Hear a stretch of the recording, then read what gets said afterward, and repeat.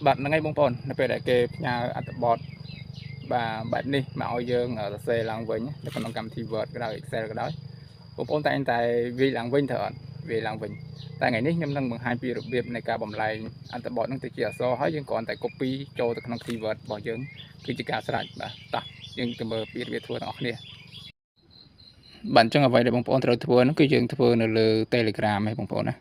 បាទយើងចុចកម្មវិធី Telegram បើកមកហើយយើងចុច search បាទចុចអាកន្លែងខាងលើនឹង search មកយើងវាយពាក្យថាបាទ Tixify បាទគឺវាយពាក្យ Tixify បាទបែបនេះបាទដែលខាងលើដែលខ្ញុំបានបង្ហាញហ្នឹងបាទខាងលើហ្នឹងបាទនេះដោយសារខ្ញុំធ្លាប់ប្រើខ្ញុំវាយតែ2តួគឺចេញតែម្ដងអញ្ចឹងយើងប្រើ Tixify ហ្នឹងមកហើយយើងចុចបើកវាបាទតមកកន្លែងនេះបងប្អូនគឺយើងមើលកន្លែងคลิปខាងក្រោមបាទគឺយើងចុចកន្លែងហ្នឹងមកហើយយើងអាប់ឡូតអត្ថបទដែលយើងចង់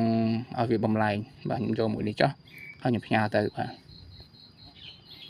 អញ្ចឹងសូមចាំបន្តិចបាទវាអាស្រ័យលើអ៊ីនធឺណិតបងប្អូនដែរទេបើសិនអ៊ីនធឺណិតយើងដើររៀងលឿនស្រួលគឺវាលឿនដែរអញ្ចឹងណាបងប្អូនបាទ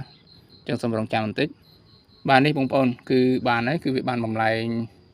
បាទបានជាអត្ថបទមកហើយបាទអញ្ចឹងបងប្អូនគ្រាន់តែ copy អត្ថបទនេះដាក់ចូលទៅក្នុង Word ហើយយើង edit ដូរ font ថែម font អីតិចតួចទៅបាទជាការស្រេចបាទអរគុណច្រើនបាទបើសិនជាគិតថាវីដេអូនេះមានប្រយោជន៍សូមបងប្អូនជួយចុចបេះដូងហើយនឹង follow បងប្អូនម្នាក់មួយផងបាទអរគុណច្រើន